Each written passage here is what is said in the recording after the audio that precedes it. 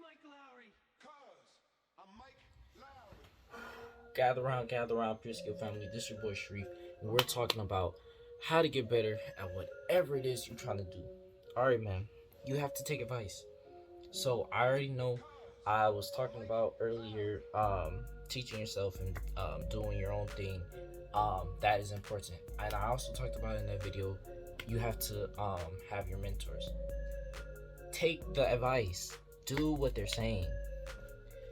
Um, for the longest time when I was learning perspective, one things that I had trouble with was putting the little dots. First of all, drawing out the grid and doing all of that. I did it at the beginning when I first started, and after a while, I just was like, I don't need to do this no more. I feel like, and I shouldn't say after a while because that is the idea of learning perspective. That is the idea of practicing anything. Eventually, you don't have to have the crutches. You don't have to do all the necessary steps. But what I mean by after a while was like after like a week or 3 days or so, I was like, okay, I get it. I don't need to. And that really set me back in my learning of perspective. Of course, I've gotten myself at this point.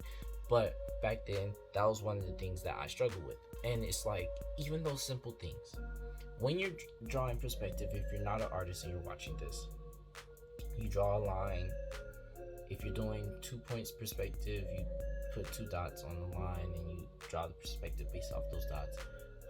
You put 1 point if it's 1 point perspective. You put 3 points if it's 3 point perspective, so on and so forth. I don't know why I said so on and so forth. There's only 3 point perspective and fisheye perspective. I actually haven't learned fisheye perspective yet. I'm probably gonna go and learn that. Why now it's Mike Lowry. Be quiet. I'm Mike. Anyway, what's it called? So when I was learning that, that was one of the things I just didn't want to do that. It wasn't like stressful for me. It wasn't like extra work for me. It was just I felt like I didn't need to. And the idea is taking advice. You have to do the hard work, pay your dues, and do the things that feel uncomfortable to you, even if you feel like, oh, I'm past this, I'm whatever you feel like you are. You have to put in the extra time, the extra effort. You have to be like, okay, I'm gonna just do what I'm told, because that's the point of having a mentor. When you're teaching yourself, you're free willy, you do as you need to, and you get the specific lesson that you answer those specific questions that you ask at the time. That's what teaching yourself does. And in asking those questions, of course, you learn what you don't know. But when you're being taught by someone, you're not only being taught the specific lesson that they're teaching, but you're also being taught technique, because they have the experience and they've done the things that you're doing. So not only are they teaching you perspective, but they're teaching you the best method to do perspective. You get what I'm saying? So following the method, following the steps that they teach you is important. Doing the extra work that you feel like you don't have to do is important, because they're teaching you technique on top of that. That's what the mentor is for. That's how when you're at basketball practice, you're not just learning how to do a layup, you're learning the most effective way to do a layup, so that next time you go for a layup, your ball doesn't get packed. You understand what I'm saying?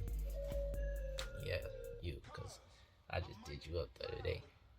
Yeah, I probably don't even know you, but whatever. So the idea is learning the technique, taking advice, also learning from cliches. I have learned many things from cliches, and even though it's cliche, you still should listen to it, because it's only cliches, and it's only been said so many times because it has some truth to it. People wouldn't repeat something that they have found to be a lie. If I learned something, applied it, and then it didn't work the way I was told to, I'm not gonna go tell the next person, oh, do this. No, that's misleading. And in fact, I'll tell them the opposite. Oh, so-and-so told me this, I'm not gonna do that no more. No.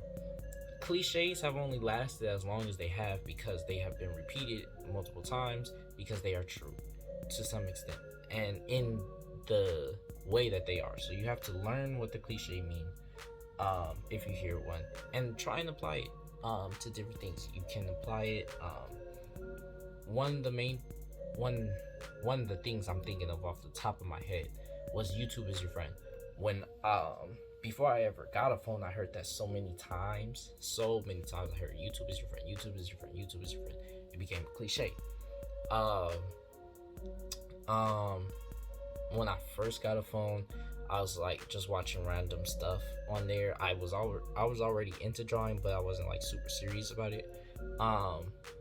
But when I got into drawing seriously, I wanted to learn it to another degree, and I couldn't do that because I didn't have no art classes. I didn't know how to get art classes or anything.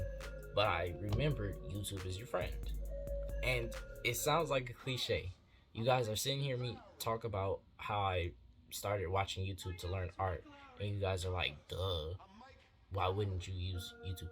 But I'm telling you, as a little kid, when you first got your phone, that's not what you're thinking about. Everybody's talking about Mr. Beast, and this was way back then, so they're definitely talking about Mr. Beast and how he's blowing up, and all these different things. They was talking about a bunch of YouTubers and different things like that. So I'm watching those, and I was also into playing Subway Surfers a lot.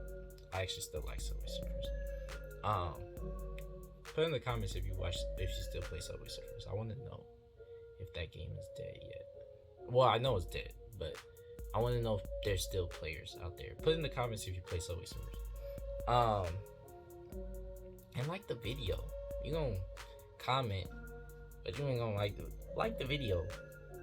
Be decent. Dang, coming up in here. What's it called? So, dang, what was I at? What was I saying? I'm not gonna edit this video, but what was I saying? I'm gonna pause the video. I'll come back when I think of what I said. Okay, so that's what I was talking about. So essentially, back then, that's not you. I know right now you guys are thinking, okay, yeah, YouTube University. That's what everybody talks about. Of course, learn art from YouTube, but that wasn't what I was thinking about back then. And that cliche, what came up in my mind when I got serious about my art and I couldn't get art classes so easily. And I was like, oh, let me go use YouTube. It's my friend, of course. And it started like a tumbleweed where I just started learning from YouTube. Simple stuff like that. But there's plenty of cliches out there. Take advice. Don't be arrogant. Don't always think that, oh, you can do it better yourself. Don't just think that everybody's gonna come off gentle. There's gentle teachers out there, and there's hardcore teachers, they're rough teachers. If I wanted to learn boxing right now, which I actually do want to probably learn boxing one day, but if I'm like gonna go boxing, and Mike Tyson or yeah, I'm just saying Mike Tyson. I can't think of another boxer right now. Muhammad Ali. If Mike Tyson came up in here and said, "You suck at boxing. You're not a good fighter. This is how you fight. This is how you punch right here." I'm not gonna be like, "Oh, he said I'm bad. I don't need to learn from him. I'll do it on my own. He's mean." Why would I do? It's Mike Tyson. He can say whatever he wants to say. Just teach me how to box. You know what I'm saying? You can't be arrogant. You can't have your preferences and your little touchy feelings about how you learn and who you learn from. You want to learn from the best people that there is. You want to learn from who you believe is most qualified to teach you. And get the best way. You have to put aside your arrogance. You have to put aside some of the things that you know. You have to say, okay, I know I was taught this. Let me go into this with a fresh mind and open mind, so I can ingest and then take what I'm being taught, what I'm being told.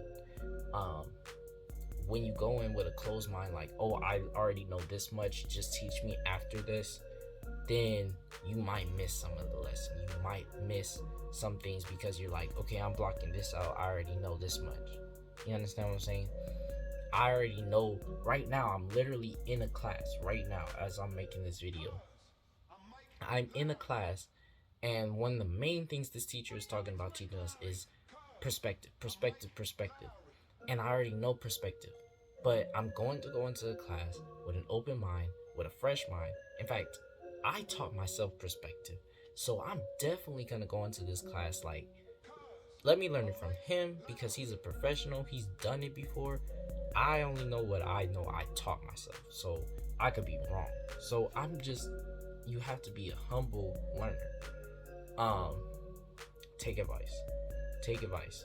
If you're taking my advice, like the video. Yeah, I said like the video. He still hasn't done it. Yeah. Shame him in the comments. Tell me if you like Subway Surfers, and shame him in the comments for not liking the video. Yeah. Shame. Do people still do that? I don't know. That was a long time ago. That was a long time ago. I don't know. I'll see y'all in the next one.